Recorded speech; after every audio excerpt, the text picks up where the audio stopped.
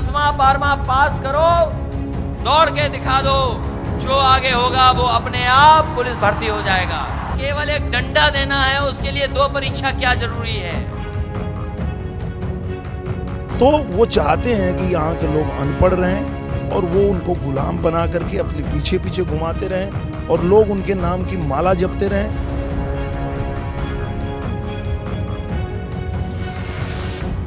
आजमगढ़ में छिड़े सियासी युद्ध में एक तरफ मायावती और अखिलेश यादव, तो वहीं दूसरी तरफ हैं दिनेश लाल यादव निरहुआ।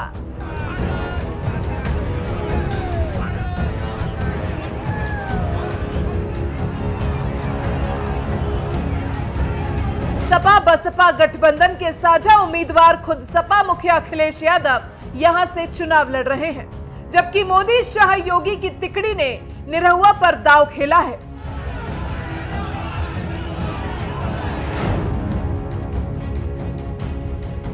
जब से निरहुआ ने कमल थामकर आजमगढ़ से ताल ठोकी है, तभी से सपा समर्थकों के साथ ही खुद अखिलेश यादव ने भी निरहुआ पर हमला बोलना शुरू कर दिया है। निरहुआ को नाचने गाने वाला बताने वाले अखिलेश यादव अभी हाल ही में नामांकन करने आजमगढ़ पहुंचे थे, जहां उन्होंने मोदी सरकार पर हमला बोलने के साथ ही अपनी सरकार में सिपाही भर्ती आसान करने के फैसले को लोगों को याद दिलाया। जरा आप भी सुनिए क्या कह रहे हैं अखिलेश यादव। और हमने कहा था कि 10वां 12वां पास करो, दौड़ के दिखा दो, जो आगे होगा वो अपने आप पुलिस भर्ती हो जाएगा। ये करके दिखाया तो, और हो सकता है यहां पर जो ड्यूटी में आए हों वो मेरिट वाली भर्ती के हों, कुछ ये बताएं ना बताएं, इनका चेहरा और इनकी खुशी बता रही है मेरिट वाले ही हैं। और मेरिट वाला इसलिए किया, बताओ, इन नौजवानों को जिन्हें जवान बनाना और केवल एक डंडा देना है, उसके लिए 2 परीक्षा क्या जरूरी है? सूबे में बिना परीक्षा के सिपाही भर्ती कराने वाले पूर्व सीएम अखिलेश यादव ने अपनी रैली में जब ये बात कही, तो दिनेश लाल यादव निरहुआ ने इस पर जबरदस्त पलटवार किया। भोजपुरी सुपरस्टार और बीजेपी नेता निरहुआ ने अखिलेश पर सूबे की शिक्षा व्यवस्था ध्वस्त करने का आरोप लगाते हुए कहा कि वो चाहते हैं कि लोग अनपढ़ रहें और वो उनको गुलाम बनाकर अपने पीछे पीछे घुमाते हैं। वो गलत राजनीति कर रहे हैं। आजमगढ़ की जनता आपको तहे दिल से जिताती है और हमारी भी उम्मीद है पूरी, जिस तरह से आप मेहनत कर रहे हैं। तो ऐसे में एक सवाल ये बनता है कि आपने ज़मीनी स्तर पे देखा है, तो पहला काम क्या करना चाहिए? पहला काम तो मैं वो करना चाहूँगा जो करने के लिए मुझे मुख्यमंत्री जी ने भेजा है। सबसे पहले आजमगढ़ के लोगों को आज तक धोखे में रखकर और उनको इमोशनली ब्लैकमेल करके जाति के नाम पे अखिलेश यादव जी उनको भरमा करके अपने पीछे पीछे घुमाते रहे। वो चाहते हैं कि वो पढ़े लिखे नहीं। अभी कल ही वो आए यहाँ पर्चा दाखिला के लिए और उन्होंने कहा, उनकी बात सुन के मैं दंग रह गया कि ये किस तरह की राजनीति कर रहे हैं आप। उन्होंने कहा कि परीक्षा की ज़रूरत क्या है, बच्चे दौड़ निकाल लें, बस उनको भर्ती कर दिया जाए, उनको परीक्षा देने की ज़रूरत नहीं है। तो ये सोच उनकी बताती है कि वो किस तरह की राजनीति कर रहे हैं। वो चाहते हैं कि यहाँ के बच्चे जो हैं वो पढ़े ना, अनपढ़ रहें। अगर कोई बच्चा स्कूल नहीं गया, उसका बाप पूछेगा बेटा स्कूल क्यों नहीं गए, तो बच्चा कहेगा ना कि क्यों स्कूल जाऊँ, परीक्षा तो होनी नहीं है, मैं तो खाली दौड़ूंगा और मैं नौकरी पा जाऊँगा। तो वो चाहते हैं कि यहाँ के लोग अनपढ़ रहें और वो उनको गुलाम बना करके अपने पीछे पीछे घुमाते रहें और लोग उनके नाम की माला जपते रहें। अगर लोग पढ़ लिख लिए तो उनका विरोध करेंगे, क्योंकि वो गलत राह पे चल रहे हैं, वो गलत राजनीति कर रहे हैं। ये लोगों को पढ़ेंगे लिखेंगे समझ आ जाएगा, तो इसलिए वो नहीं चाहते। हमारे मुख्यमंत्री जी योगी आदित्यनाथ जी सबसे पहले चाहते हैं कि आजमगढ़ में विश्वविद्यालय बने, और जैसे ही ये चुनाव खत्म होगा पहला काम तो यही करने वाले हम लोग कि पहले हम विश्वविद्यालय का निर्माण यहाँ शुरू करेंगे। उसके बाद बहुत सारी चीज़ें हैं, एक एक करके करेंगे, बहुत सारा काम है। तत्कालीन अखिलेश सरकार के जिस फैसले पर निरहुआ ने सवाल उठाया है, आपको बता दें ये फैसला तत्कालीन सरकार ने साल 2015 में लिया था, जिसके तहत 35,000 सिपाहियों की भर्ती के लिए परीक्षा की अनिवार्यता को खत्म कर दिया था और उम्मीदवारों के हाई स्कूल और इंटरमीडिएट में प्राप्त अंकों और शारीरिक परीक्षा के आधार पर मेरिट लिस्ट बनाकर भर्ती की जाने लगी थी। लेकिन योगी सरकार ने इस फैसले को पलट दिया है। सिपाही बनने के लिए 300 नंबर का ऑब्जेक्टिव टाइप पेपर सॉल्व करना होगा। इसमें 40% से ज्यादा अंक लाने वाले अभ्यर्थियों को फिजिकल टेस्ट के लिए बुलाया जाएगा। फिजिकल टेस्ट पास करने के बाद लिखित परीक्षा की मेरिट के आधार पर उनका चयन होगा।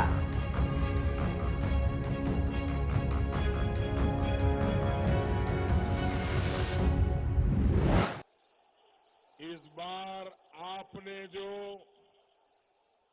पश्चिम बंगाल में कमल खिलाने की जो कमाल की है, आपने जो ठानी है, आज पूरे देश में ये चर्चा है। बंग भूमि से उठी बदलाव की इस लहर से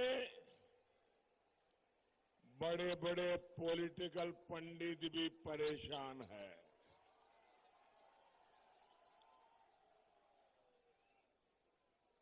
पश्चिम बंगाल के लोग इस बार महामिलावटी दलों को जो झटका देने जा रहे हैं, वो एक नया इतिहास बनाएगा।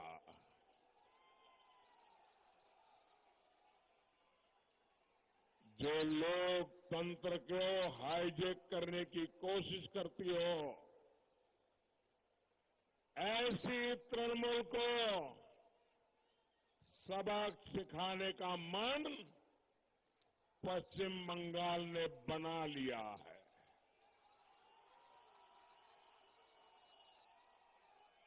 जो खुलेआम बूथ लूटने के लिए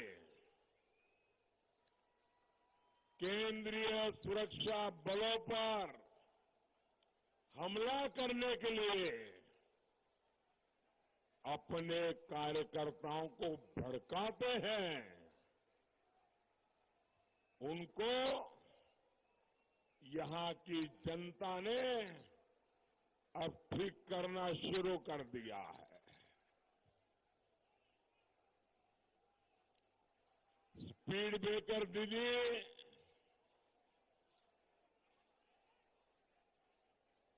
उनकी ये बौखलाहट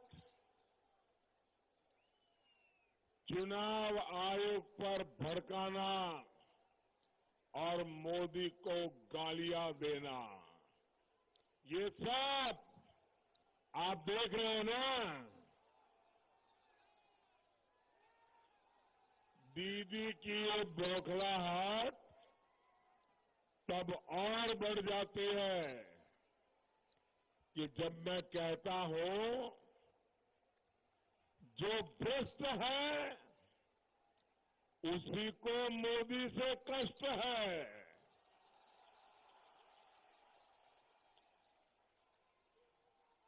साथियों, आसनसोल की इस धरती से मैं भारतीय जनता पार्टी के एक एक सिपाही को बधाई देना चाहता हूं।